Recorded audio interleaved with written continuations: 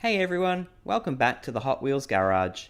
Today we're unboxing two cars from the Hot Wheels Flame series, the 68 Plymouth Barracuda and the 68 Chevy Nova. Alright, first up we've got the Barracuda. It's pretty cool, this one. It's in white with the flame decals on the side and the hood and the trunk. This is car number 9 of 10. Let's rip straight into it. It's pretty cool. I like the gold tires on this one. And it's got like Plymouth written on the back in the flames there. It's got the chrome front. Looks really cool. Yeah, I like the flames on the hood too. Makes it look fast. Alright, enjoy the close-up views of this 68 Plymouth Barracuda.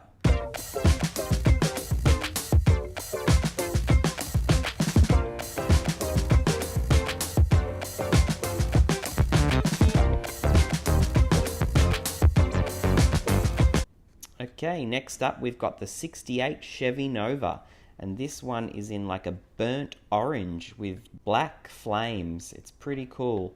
It's got big silver spokes on the wheels.